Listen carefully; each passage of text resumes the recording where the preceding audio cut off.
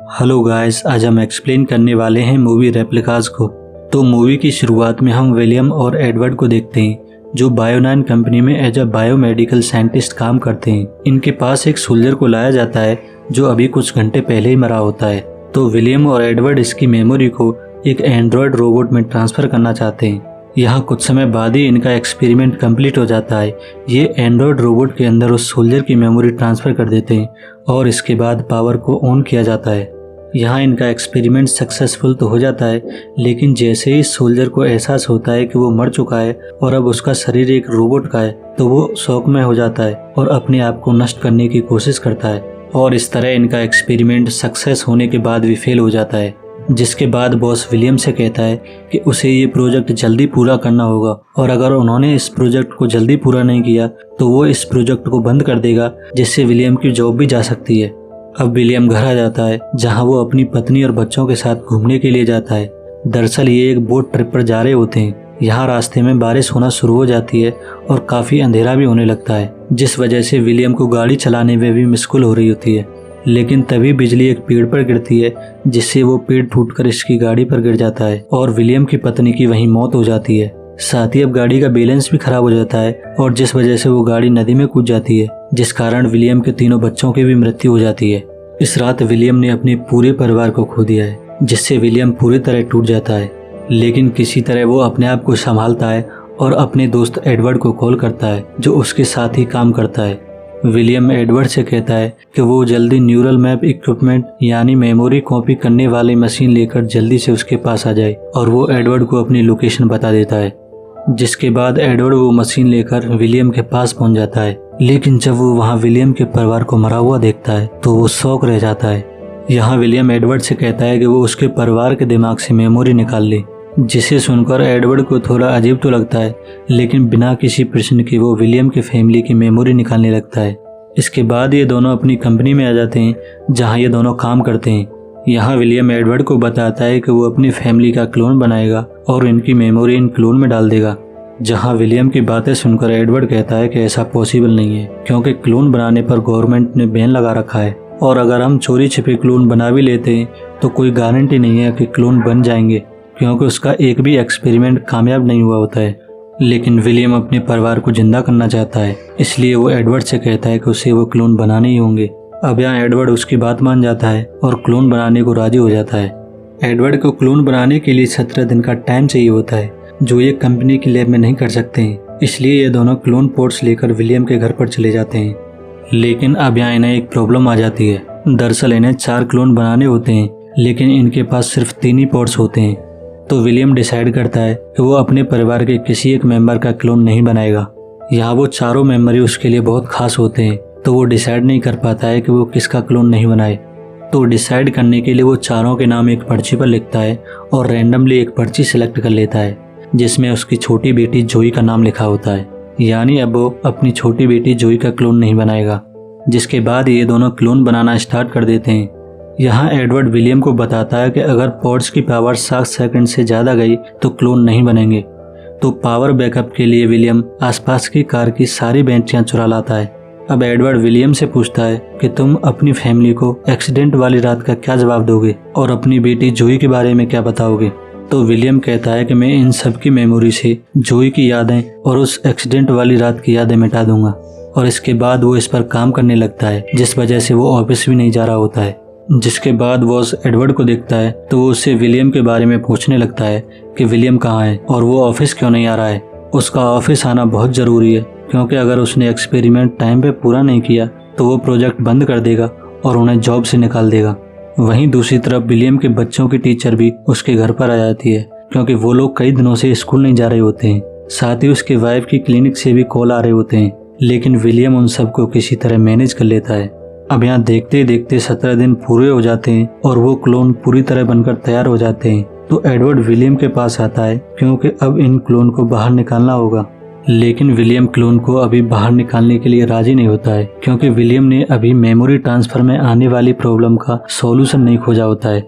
जिसके बाद Edward William को बताता है कि अगर उसने इन क्लोन्स को बाहर नहीं निकाला तो पोर्ट्स के अंदर ही इनकी एज काफी तेजी से बढ़ेगी और ये बूढ़े हो जाएंगे। जिसके बाद ये दोनों इन क्लोन्स को बाहर निकाल लेते हैं और विलियम डिसाइड करता है कि मेमोरी ट्रांसफर की प्रॉब्लम का सॉल्यूशन मिलने तक वो इन क्लोन्स को कोमा में रखेगा। जिसे सुनकर एडवर्ड कहता है कि अगर उसने 72 घंटे से ज्यादा इन्हें कोमा में रखा तो इनकी मृत्यु हो जाएगी। जिसके बाद विलियम सोच में पड़ जाता है और दुखी मन से अपनी क्लोन वाइफ का हाथ पकड़ता है। यहाँ वो नोटिस करता है कि मशीन का मीटर ऊपर नीचे हो रहा है, यानी बेहोशी की हालत में भी उसकी पत्नी को एहसास हो रहा होता है। जिसके बाद विलियम समझ जाता है कि क्यों रोबोट वाला एक्सपेरिमेंट पूरी तरह सक्सेस नहीं हुआ था, क्योंकि इंसानी दिमाग सिर्फ इंसानी बॉडी के साथ ही तालमेल बिठा पाता है और उस रोबोट के केस में सोल्जर का दिमाग उस रोबोटिक बॉडी के साथ तालमेल नहीं बिठा पाया था और वो अपने आप को खत्म करने लगा था। अब यहाँ विलियम को उस प्रॉब्लम का सॉल्यूशन मिल चुका है कि कैसे वो इंसानी दिमाग को रोबोटिक बॉडी में सक्सेसफुल ट्रांसफर कर सकता है। इसके लिए दरअसल उसे ह्यूमन माइंड को यकीन दिलाना होगा कि रोबोटिक बॉडी ही उसकी बॉडी है, और इसके लिए उसे ह्यूमन माइंड से इस याद को मिटाना होगा कि कभी उसके पास इंसानी जिस्म था। अब यहाँ विलियम अपने परिवार के दिमाग में मेमोरी ट्रांसफर कर देता है और एक्सीडेंट वाली रात और अपनी बेटी जोई की यादें मिटा देता है। नेक्स्ट मॉर्निंग जब विलियम जगता है और इन सबको होश में देखता है तो वो खुश हो जाता है, क्योंकि उसने अपने परिवार को वापस पा लिया था और उसने इस प्रॉब्लम का सॉल्यूशन भी निकाल लिया था जिस वजह से उसका एक्सपेरिमेंट फेल हो गया था। इसी बीच विलियम को एडवर्ड की कॉल आती है, जो विलियम को बताता है कि अगर हमने प्रोजेक्ट पूरा नहीं किया तो कंपनी ये प्रोजेक्ट बंद कर देगी। जिसके बाद विलियम अपने दिमाग का न्यूरो कोड कॉपी करने लगता है ताकि वो इसे रोबोट के अंदर डालकर अपने प्रोजेक्ट को बना सके। वहीं दूसरी तरफ हम विलियम की वाइफ को देखते हैं, जिसे कभी कभी विजन्स आ रहे होते हैं। दरअसल उसके विजन्स उसकी छोटी बेटी जोई के बारे में होते हैं, तो इस बारे में वो विलियम को बताती है, लेकिन विलियम उसे समझाता है कि शायद ये उसके ड्रीम या बुरे सपने हो सकते हैं। वहीं जब एक रात विलियम की बेटी सो रही होती है तभी उसे एक्सीडेंट वाली रात का सपना आता है, जिसमें वो अपनी माँ की मृत्यु देखती है। जिसके बाद वो घबरा कर उठ जाती है और चीखने लगती है, तो विलियम उसे समझाता है कि ये उसका एक बुरा सपना है और कुछ नहीं है। जिसके बाद विलियम उसे सुला देता है। उसके सोते ही विलियम उसे नीचे ले जाता है और उसकी एक्सीडेंट वाली मेमोरी मिटाने लगता है, लेकिन तभी वहाँ उसकी पत्नी आ जाती है, जो ये सब देखकर हैरान हो रही होती है और विलियम पर शक कर रही होती है कि जरूर विलियम ने उनके साथ कुछ किया है, क्योंकि उसे भी एक्सीडेंट वाली रात का कुछ भी याद नहीं होता है। तो वो विलियम से इस बारे में पूछने लगती है। यहाँ विलियम उसे कुछ भी बताना नहीं चाहता है, लेकिन मजबूरी में उसे बताना पड़ता है। विलियम उसे बताता है कि एक रात हमारा एक्सीडेंट हो गया था जिसमें उसकी और उसके बच्चों की मृत्यु हो गई थी। जिसके बाद मैंने तुम सबका क्लोन बनाया और अपनी फैमिली को वापस पा लिया।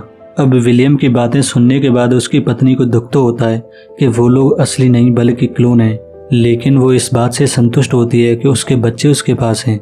नेक्स्ट डे विलियम का बॉस उसके घर आता है और वो विलियम से कहता है, मुझे पता है कि एक रात तुम्हारा एक्सीडेंट हुआ था जिसमें तुमने अपना पूरा परिवार खो दिया था और क्लोनिंग के जरिए तुमने अपना पूरा परिवार पा लिया, और अगर ये बात किसी को पता चल गई तो हमारी कंपनी को खतरा हो सकता है। अगर तुम चाहते हो तुम्हारा ये राज ही रहे तो मुझे वो डिवाइस दे दो जिससे तुम मेमोरी ट्रांसफर करते हो।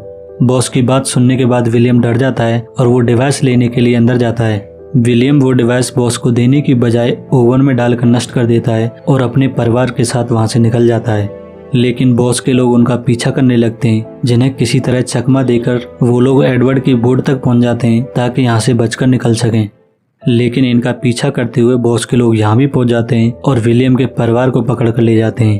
तो अपने परिवार को बचाने के लिए विलियम अपनी कंपनी में जाता है, जहाँ पर उसके बॉस ने विलियम के परिवार को पकड़ रखा होता है।